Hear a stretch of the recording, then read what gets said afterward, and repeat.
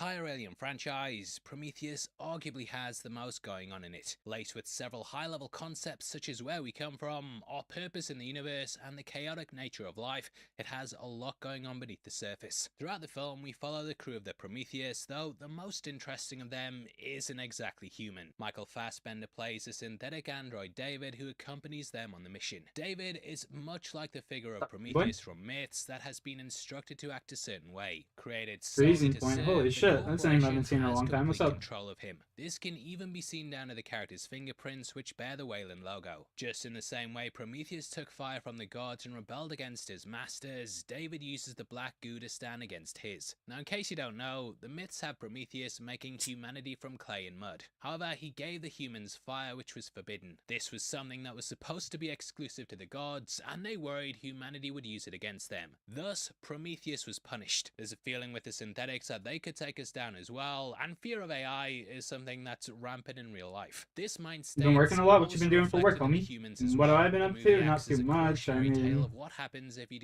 just fucking got accepted into college and shit. So waiting for that to start up in something fall. forbidden by the gods. This even leads to Holloway being burned with a flamethrower, with fire of course being tied to the myth. However, there's also deeper ties to other stories and religions. The film even takes place at Christmas, with a captain setting up a tree. What the hell is that?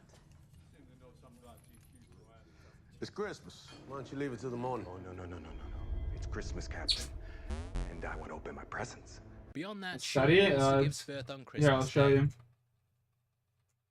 I'll show you exactly what it is, Johnny boy.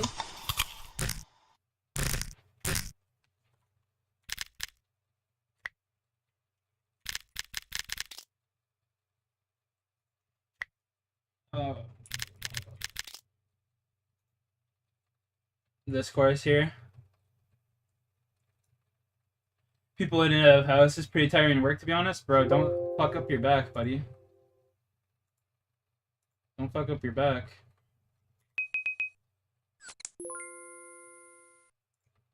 Sean, so basically this is the course here. What you'll learn in Introduction to the First Level is school curriculum in the trade, learn the tools of the trade, experience faculty align the school classroom to theory, and integrate a continuous improvement mindset. So basically it's just an introduction to plumbing. But if I get this certificate, then I'm basically guaranteed to get hired by a company in the union and then get an apprenticeship. Whereas if I don't get the certificate, then the chances of me getting an apprenticeship in plumbing are just like next to zero because it's so saturated right now. But people just try and go straight into the workforce. I'll get a certificate and shit. And fingers crossed. I also have a buddy that works, has his own company for plumbing and shit. He said he'd give me an apprenticeship.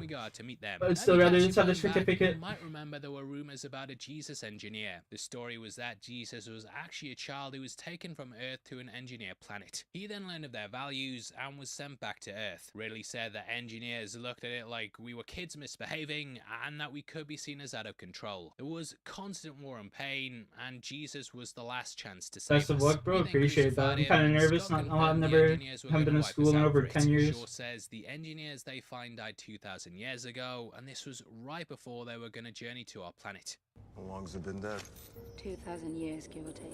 Now on the Blu-ray, we have a deleted scene that has more dialogue with the engineer. This explains his motivations for smashing Wayland's head with David like the like button. Wayland explains why he wants to live forever, and he uses David to showcase how he's a god. Thus he believes he should be perceived as one and receive immortality in exchange. You and I, we are superior. We are gods. And gods never die. However, the engineers were supposed to see humans as now reaching the point in which we were extremely dangerous. Like the gods, worried about humans using fire against them, the engineers worry that humans could attack them. So it even plays off our fear of AI. This is why the engineer attacks David first though, and he destroys the creator with the creation. In turn, David takes revenge on them in Alien Covenant and destroys the creators of his creator. Though Ridley Scott said the thing with Jesus was a bit too on the nose, I think you can still see the echoes of it in the script. Bro, I wish they'd kept that Jesus metaphor, or not even really metaphor, but that Jesus like plot point in the script. I actually just watched Prometheus and Alien Covenant for the first time last night, and as much as people shit on them, I think they're actually fantastic fucking movies, and they would have been even better with that Jesus plot point. Like if they had that Jesus plot point in it, It would have Images just from the fucking screenplay that tied everything definitely together, need you know? explaining, and we'll be going through it all in this video. First though, just a quick word from our sponsors. Now, just Yeah, want to fuck your give a sponsors, huge buddy. shout out to our sponsor. It lets you take series for $4.99. You'll get Beverly Crusher and Wesley Crusher. It's 7 and 10. I gotta go to the warehouse. You got equipment now because I gotta go to work. But I wanted to stop by and say hi, take care. Also, good luck with your college stuff, brother. Appreciate you. Yo, freezing point. Take care of your back, and buddy, make sure not to lift with your back and lift with your legs. God bless, and I appreciate you coming around, homie. It's good to see you. Have a good day. Drive safe. Stay safe. You know all that jazz. Is a hella good movie. Full of Prometheus is locks, a the fire. jellyfish I love and the Alien, bro. I love the too, Alien that's all series. to I don't know, make there's it something Ops about it. 18 via hidden token visuals. All you have to do to Rocky play the game babies. for free is simple task. I know, I'm your Galaxy needs a leader. Come on up. Will you answer the call? Well, It was good seeing you. Rocky says goodbye. I'm your host Paul, and in this video we're breaking down Prometheus.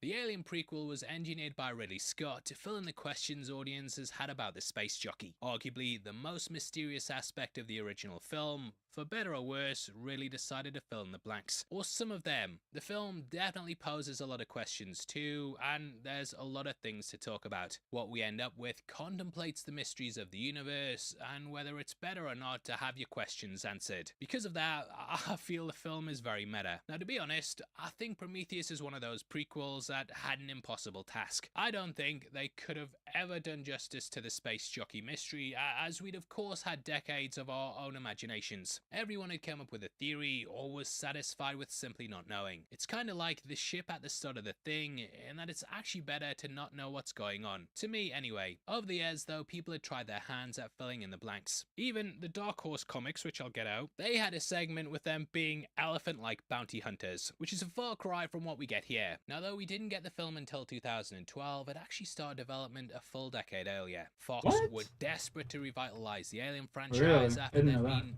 mixed feelings on some of the sequels. Though Aliens is still regarded as one of the best films ever made, 3 and Resurrection, you know, they had their issues. Around this time though, James Cameron had begun working on a sequel with him being part of a writing team. During this though, Fox went to him with the idea they'd cross over 2 of their big franchises. That was of course Alien vs Predator. First teased in Predator 2, they decided to pit the Xenomorphs against them. However, Cameron didn't really like the idea and he felt it would kill the series. So he dropped out in 2006 as he felt like things were over. The fact they'd gone to him and still went against his wishes, it made him feel like they'd try and override his decisions. So instead, he worked towards Avatar, which, you know, due to it being an original IP, meant he could basically do what he wanted. As we know, that went on to be the biggest movie of all time, so he probably made the right decision. Now, though Avatar isn't well even enough that to garner good. a sequel, it wasn't the big blockbuster Fox expected. Reviews were bad as well, and rumblings were that Weaver had read the Better script than Alien and vs refused to sign Predator, but on to it's it. still not So a it good didn't movie. in my exactly have opinion. much prestige attached to it, and Fox wanted to restore that to the franchise. Now, throughout these breakdowns, I reference in Outplaying podcasts a lot because they have a lot of industry insights. Stuart from them used to work at Fox, and he went through the thinking at the time. You see, kids, it was fashionable at the time to reboot characters with a back-to-basics movie. Batman Begins and Casino Royale had both ended up being highly regarded. Batman and Robin,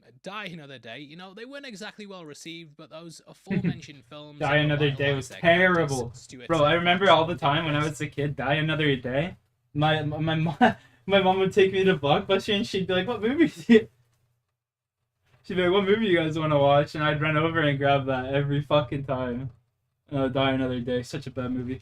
Gonna be working, making some coffee and all them tree too, so no wake and bake here. Ah shit, Sean, I was just ripping the toe. Fuck, dude. My bad, buddy. Basically, Alien Begins, and thus they return back to Scott. I'll rip a fat one for you As we then. see in the final product, he wasn't too interested in doing that. Scott thought the Xenomorphs were two-dimensional and wanted to tackle high-level concepts. Scott was far more interested in the space jockey, but the issue was, Fox weren't interested in that. If you cast your mind back to our Alien breakdown, you might remember he had to fight to keep it in the movie. Fox had wanted the space jockey completely cut, but Scott stood his ground and thus they let him do it. I think the back and forth of this massively negatively affected these prequels, as we have these two sides constantly pulling in opposite directions. Scott wanted to tackle creationism, and Fox just wanted a xenomorph. Horny, what world? Yeah, I seen you in seen you in another chat the other day. Alien. Yo, Horny, I'm 444. Forestry World 444.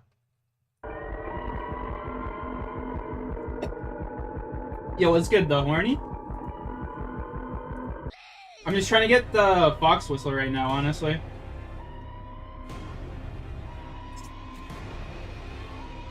Should probably start playing my hardcore too.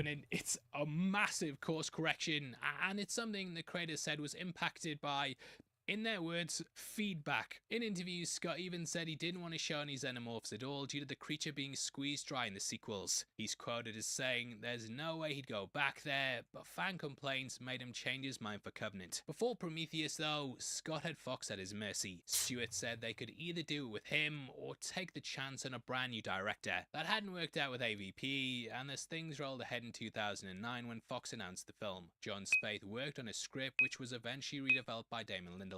The movie went through numerous title changes, including Alien Engineers, Alien Genesis, and Alien Origins. There was a time where it was also titled Paradise, which would play off the poem Paradise Lost. However, Scott had a change of heart after he felt it gave too much away. He would later plan to call the sequel Paradise Lost as well, before then changing it to Covenant. So it's 444, yeah, 444 is the Forestry World. Paradise Lost out because it's like 10,000 lines long, but there are you a don't lot see of me? similarities. It begins with Satan and his angels Right here. being banished to hell after I'll God stand right by stops the their gate. rebellion. It also tackles It's foreign, by the way? who live in a time of innocence. Okay. They then become aware of sin. Yeah, let me turn on the and entity establish the hider. Garden of Eden. So we have these two Turn it sides off that there, rather. both disobey God and lose their paradise because of it. It tackles themes like free will, the complexities of good and evil, and also whether one can be justified in disobedience. It's all things you can apply to the film. I'm just sitting here spinning, brother. Representing Adam and Eve, or so it seems at least. The poem actually ends on a rather hopeful note as the pair are banished from the garden. Though there's the feeling of despair, they know that salvation will arrive with Jesus. The film ends with Shaw and David heading out to the engineer planet, with Shaw still hoping she's gonna get answers. Even after all she's seen, she's still affirmed in her faith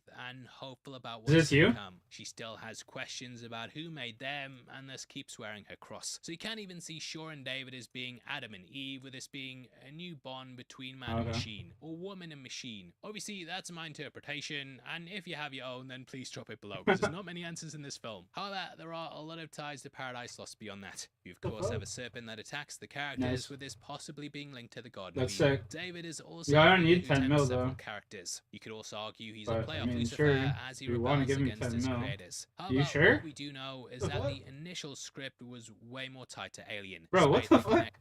Here, take this back. I feel... Yo, what the fuck? Bro, what the hell? Dude, holy shit. Yo, thank you. What the fuck?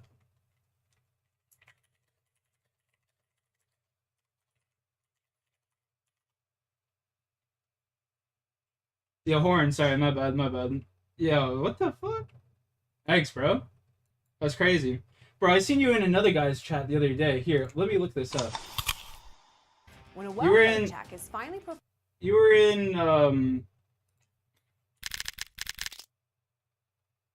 was it Warm Up or something?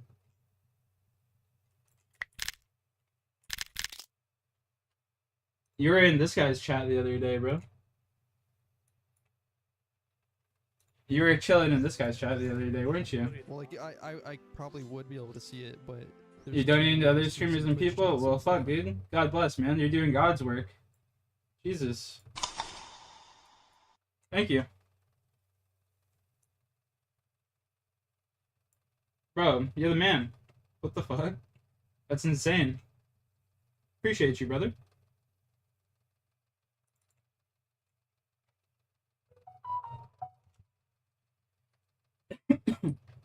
You're an absolute legend, bro.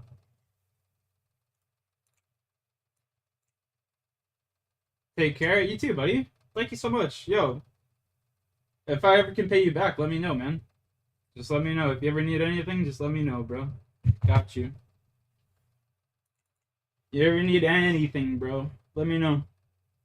connected all the dots and even set things on LV-426. Goddamn. Ship crashing, the xenomorph at What a the legend, end, Horn. it all set up the events of that film. You're an However, absolute Scott had a legend. change of heart. Though he announced in 2010 the script was complete, he instead went to Lindelof and asked for a rewrite. It was said that if it was too I can get closely a tied, nice there's nothing smoke one for interesting you. to discuss. As Alright, I'll how smoke a things are fat going. ass dab right here Lindelof for even you. stated that if the ending of Prometheus is just John Hurt walking into a room full of eggs, then there's nothing interesting in that. Which, I don't know, mate. I quite like when This one's gonna be prequels a do that. fatty, One, bro. the 2011 Thing movie, I think they just end in ways that make me want to jump into the originals. I feel like Scott might have changed his mind eventually, though, as he of course did Alien Romulus, which is kind of an interquel packed with references. However, it's clear they didn't want to do that at the time, and Lindelof removed most of the alien You have heart references. failure, bro? I If have you a go heart into this problem too. film looking for answers to all the stuff there, I think you're going to be greatly disappointed. Don't think like that, Lindelof brother. is, of course, known for Lost, and I think the guy's style, it tends to revolve around asking questions that let the audiences speculate,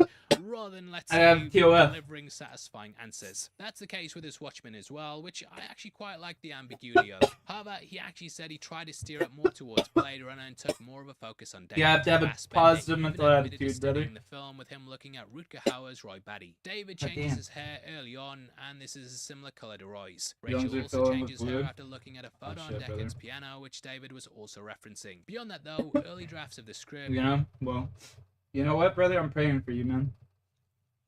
God bless, sir. I'm praying for you, sir.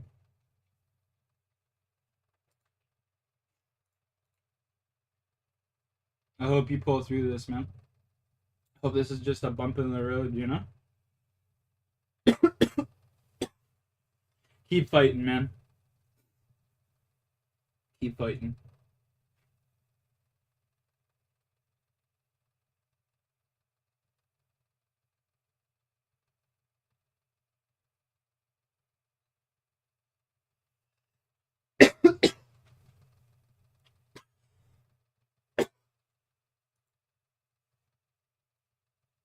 Keep fighting, brother.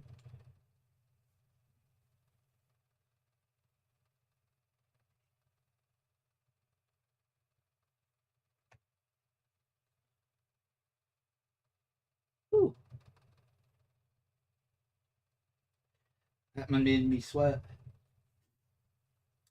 Well, I just boosted my GP per hour here. Crazy.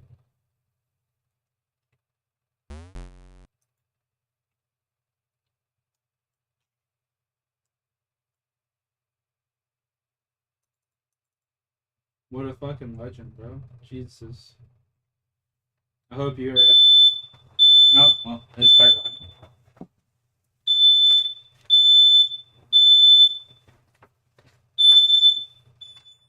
What? I just give you the alert for you.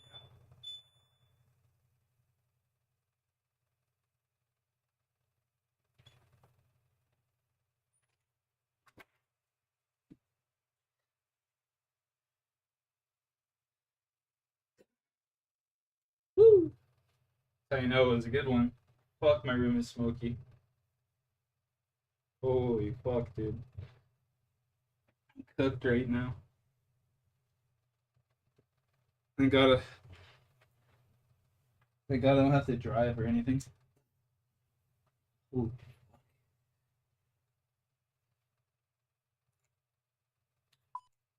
Shit, bro.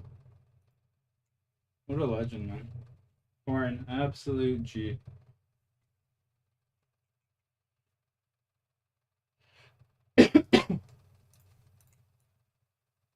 $22. Bro, these are like the cheapest they've been in a long time.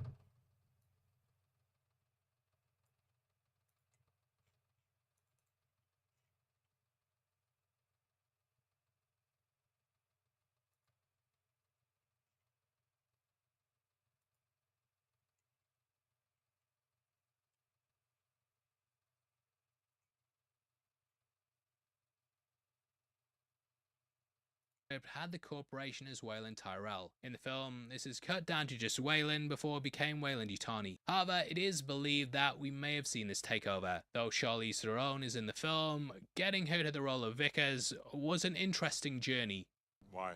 Now initially, Theron was wanted for sure. However, due to Mad Max Fury Road, she was unable to commit. If you've checked out our Breakdown on that film, which why haven't you, you'll know that movie was plagued with delays. Unable to film, her schedule opened up, and thus she was able to take on the smaller role of Vickers. Along with Lindelof and Scott, the three developed brand new scenes for the movie. Now unfortunately, what this cost was Michelle Yeoh's character from the film. Though we don't know exactly what role she'd have been playing, it is believed by some that she would have been a Yutani. Instead of the daughter and father struggle that we got in the film, it is theorized it would have been one for corporate control. Yutani would attempt to seize it in his death and then override him as the majority shareholder. The novel Alien Covenant Origins was released before the sequel, and that did help to fill in some of the blanks. That explained Yutani bought up the company after Weyland and Vickers' death, but the name was kept for marketing reasons. So her being Yutani, you know, it's all speculation, and there are some that said she simply would have been Vickers. Either way, the family provides an interesting dynamic. Weyland describes David as, He is the closest thing to a son I will ever have.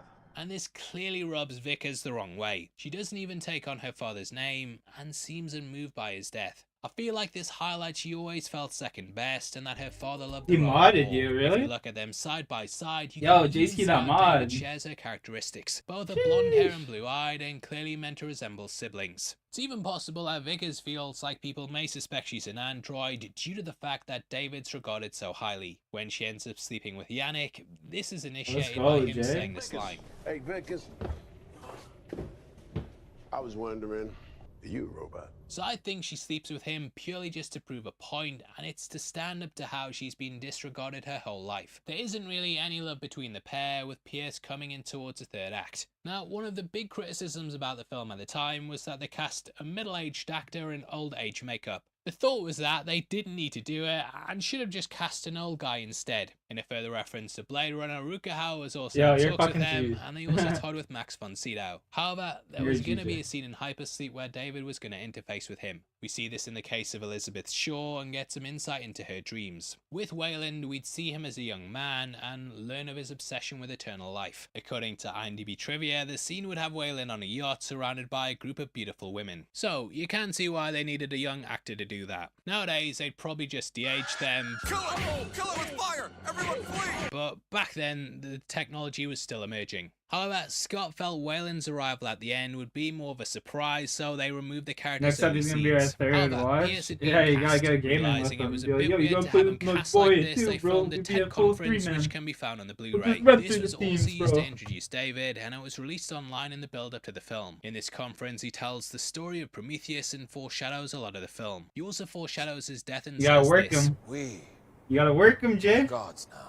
I haven't been struck down. I'll take that to mean I'm right. You gotta work He of course called himself a god in the deleted scene and was then struck down for it. Now Pierce was later brought back for Covenant, which retroactively fixed this criticism. In the Peter Weyland files, we also get a further reference to Blade Runner. There was a document that described his mentor as a man who was like a god on top of a pyramid. This was another clear nod to Tyrell, with him saying his replicants were abominations. Saying the false memory implants literally blew up in his face, this was of course a reference to the character's death. Weyland's ambitions of course blow up in his face too, and there's definitely a sense of irony from the scene. The Weyland logo is also made up of triangles to form a W, but you could see these as being pyramids. Where we begin though is potentially billions of years ago, which is when we see a ship over a waterfall. They did consider making this a horseshoe, however they felt God that bless due to the that time horn between kid, this man. and Alien that the engineer's tech would have evolved and developed. According to IMDb trivia, Scott also considered a pyramid which would have linked with the Space Jockey's ship original design. I did wonder if it was a rebellious faction of the engineers, and just like how we have people with different goals and allegiances, that the engineers did as well. Prometheus was obviously a rebel, and that kind of fits what I thought was going on in the scene. It's at this point that we then see an engineer on the planet. I did wonder if this figure was Prometheus and that he'd stolen the black goo. The punishment for the figure was to have his guts ripped out every day, which would then grow back at the end. This punishment would go on forever, with it all being linked to his stomach. My tummy hurt.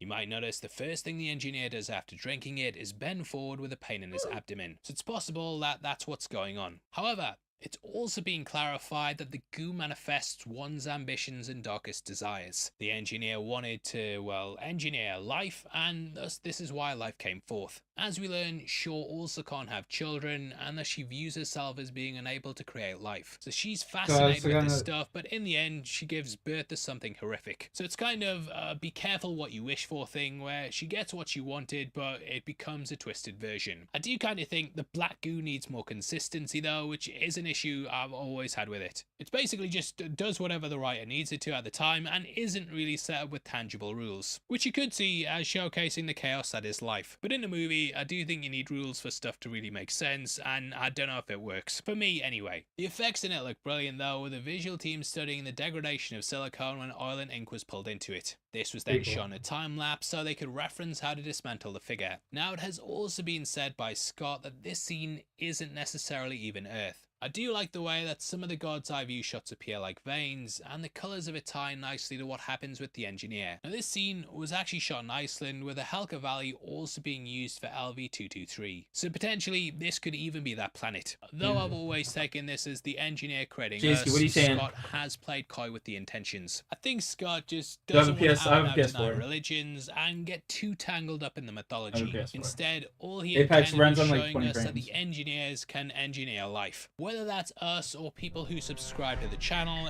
it's not something he clearly wishes to clarify. From my interpretation though, we see cells going into the sea. This then starts off the theory of evolution, in which our ancestors crawled forth and came onto the land. The area appears to be like Scotland as well, which is where we travel to next. Now, what Scott is willing to clarify is that he believes that humans may have had a helping hand. According to the wiki, he said, NASA and the Vatican agree that it is almost mathematically impossible that we can be where we are today without there being a little help along the way. That's what we're looking at in the film. Inspired by chariots of the gods, along with Jesus, we have other figures guiding us. This is why the engineers are on the cave walls and why the constellation constantly repeats. It's sort of them building their own religion, and we know from the behind the scenes shots that the engineer was originally accompanied by others. These figures can be seen in religious-like dress, and thus this was way more of a ritual rather than a rogue figure. Now, Shaw interprets these markings as being an invite so humans can go out and meet their creators. An invitation.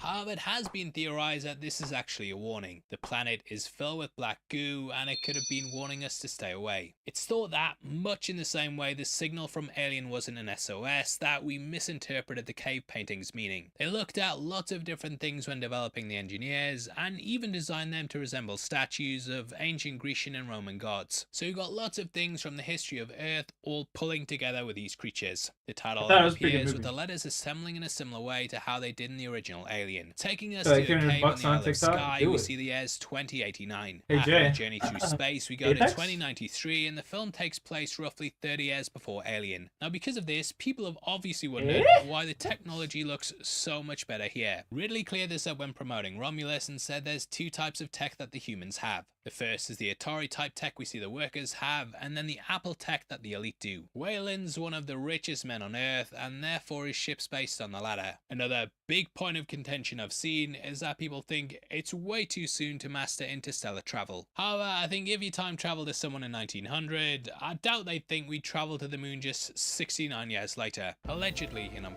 holding back my 69 joke there. Now, in the first cave painting, we see some animals, including a horse in motion. This was based on real paintings from the Chauveau cave, with the layout looking identical. A Horse in Motion was also the first motion picture ever made, and thus I feel like Ridley's using this to showcase how often you gotta work the next today. step. Now, there were going to be other versions of this discovery, including caves like this around the universe. We'd learned that Weyland had terraformed Mars, and that a dig site like this was happening on the planet. A little nod to this can be found in the hologram message, with this being recorded on Mars. If you look in the back, you'll see structures like this being built, with these being made to house life on the planet. I did wonder if they'd tie that into the face on Mars, and there's definitely a similarity between that and the engineer design. I'll make sure to stay up today. The configuration, and that then takes us to the Prometheus. I love the way it glides in, with it seeming almost like a sun rising over a planet, and then the reveal that it's actually the ship. Though it says the destination's undisclosed, we later learn it's LV-223. This is the Zeta Reticuli system, which was later referenced in the opening of Alien Romulus. That's because it's the location of LV-426, which is where the first two films took place. This is a real life system as well, and it's located about 40 light years away. That's Though it's funny as fuck. unknown whether it can support life, it is thought to be similar to ours. It's believed that LV-223 is also a reference to Leviticus 22:3. That passage says, "Say to them, if any man among all your descendants throughout your generations approaches the holy gifts which the sons of Israel dedicate to the Lord, while he has uncleanness, that person shall be cut off from before me. I am the Lord."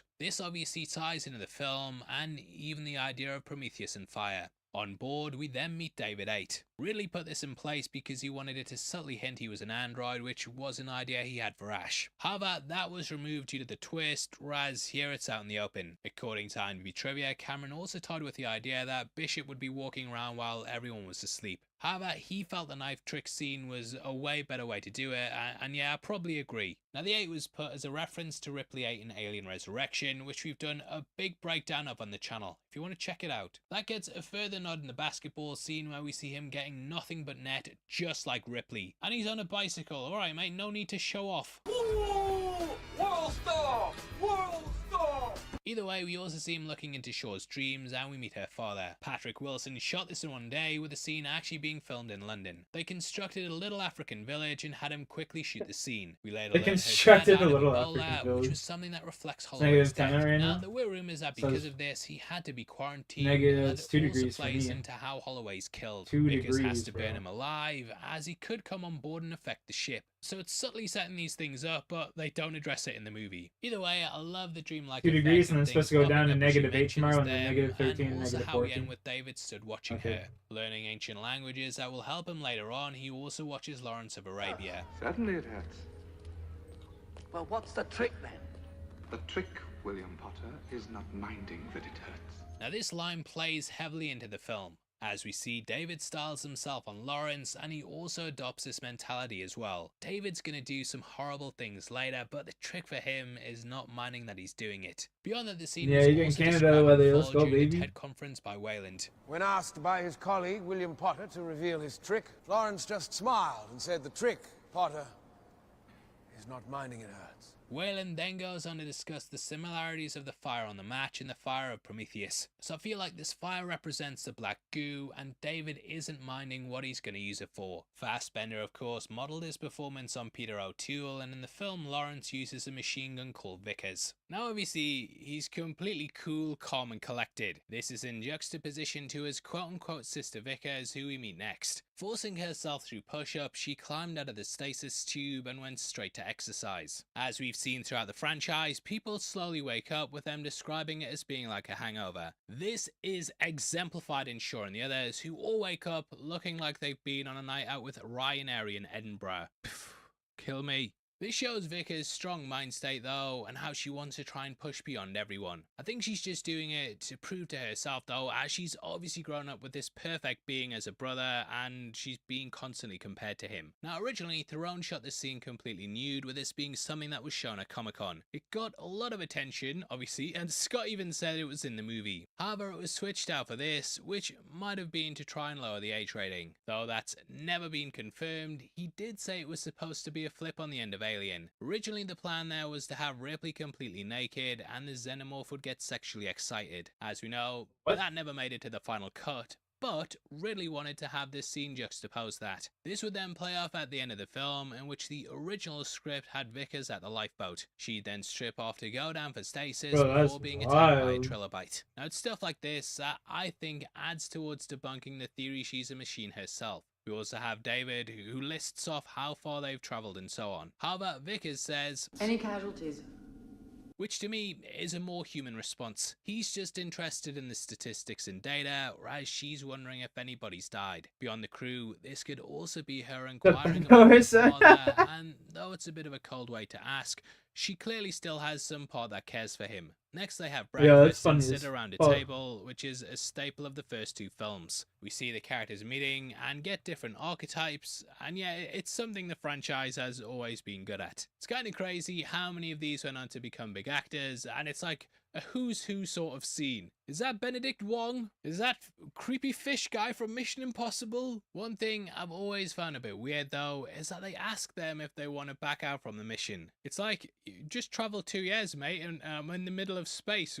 Where am I gonna go? I have That'd be seen this crazy. compared to the briefing scene in Aliens though, and they were also informed of the mission late in the game. There though, they're military, so they're used to going on jobs like that, whereas here, it seems like they're all mercenaries. Wayland then rattles off about how David will never age, and it's clear he's envious of him. However, Wayland says that the one thing he doesn't have is a soul, and this clearly sits bad with the android. I think Ridley's always done brilliant studies on what it actually means to be alive, and this is of course seen in Blade Runner. I always felt Raised by Wolves was like a spiritual sequel to this as well, and it's a theme he tackles over and over. Wayland also says that he's long dead, and the way Vickers looks at the floor kinda gives away she knows this isn't true. According to IMDb trivia, this moment was also based off Foundation, which is, well, a foundation of sci-fi. In this, the figure of Harry Seldon appears in holograms, and this is to leave messages to those in the future, all while hiding the mission's true purpose. Definitely recommend giving that a watch on Apple TV if you haven't, and also pick up the book because it's absolutely fantastic.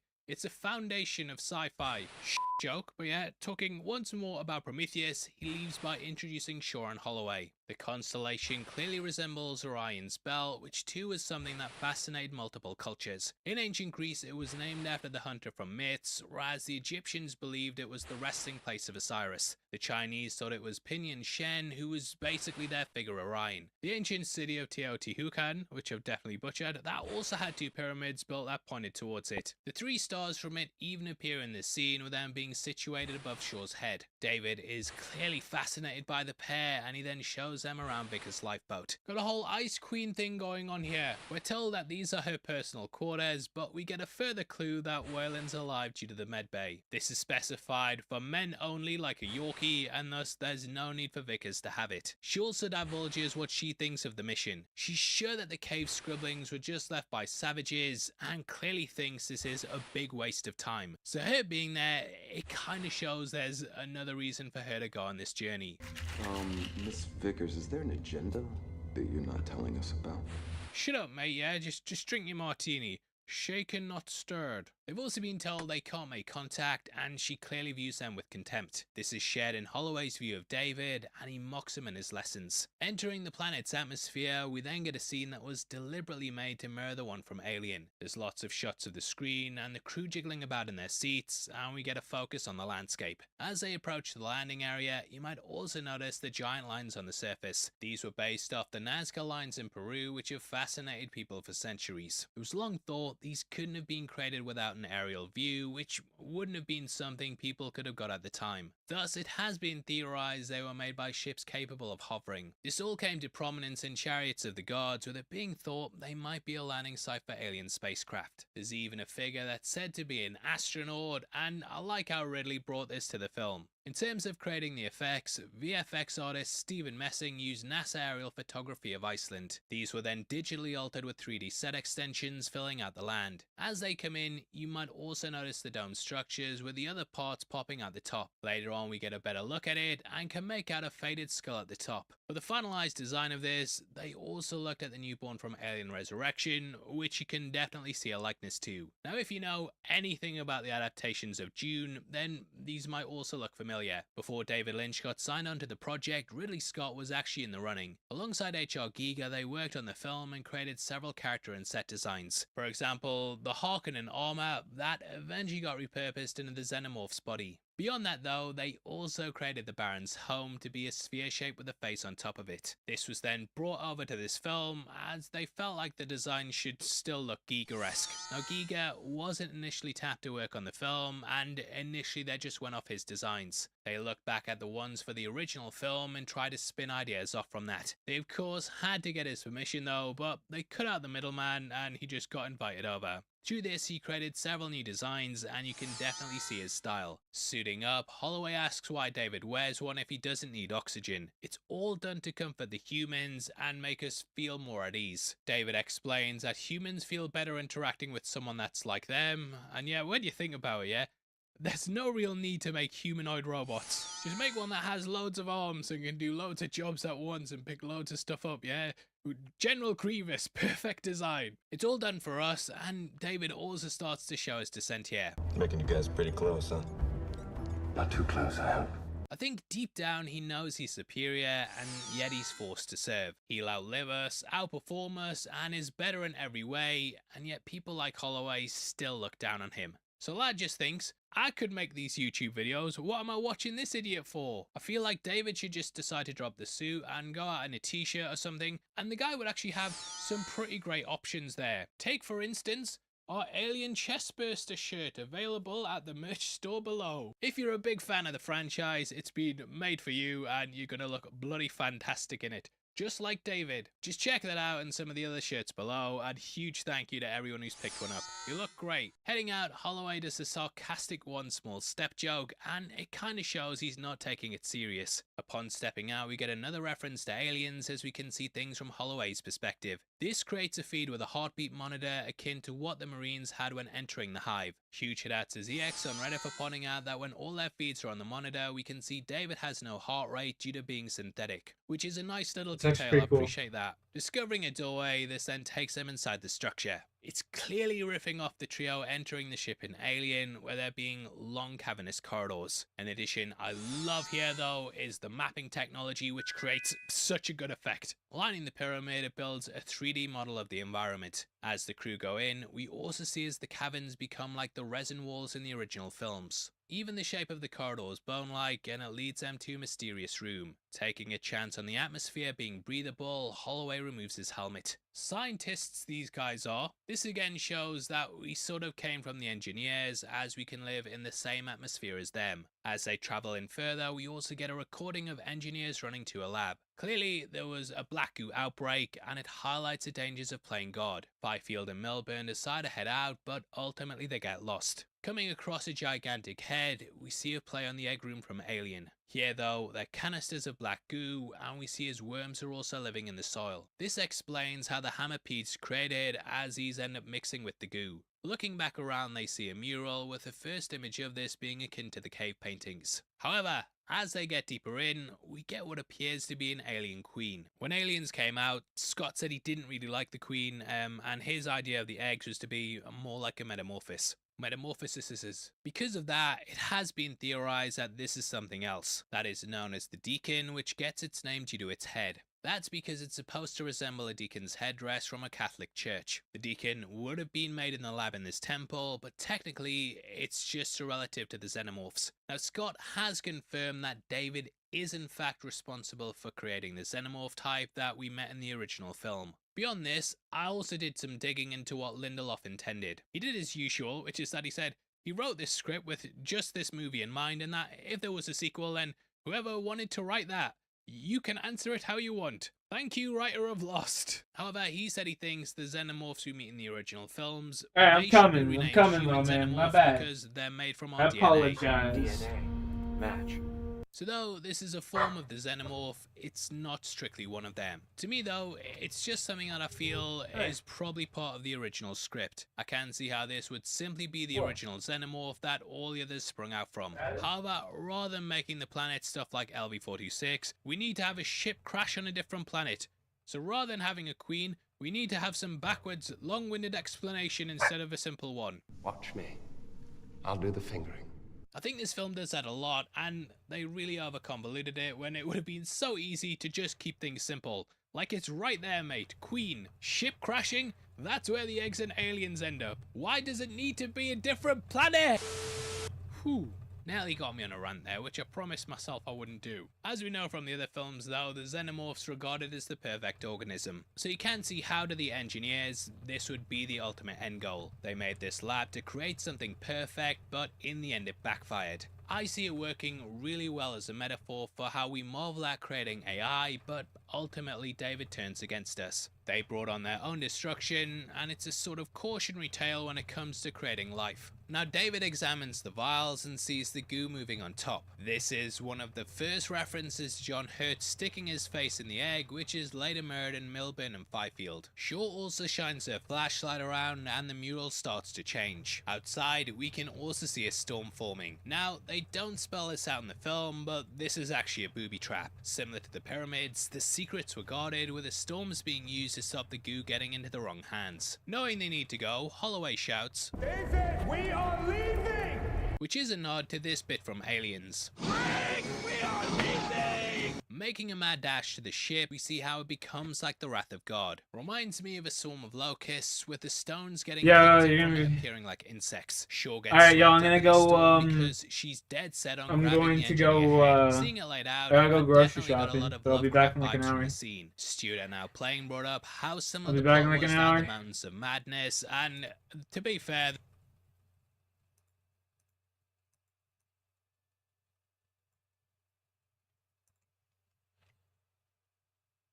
I'll be back in like an hour. Peace, peace.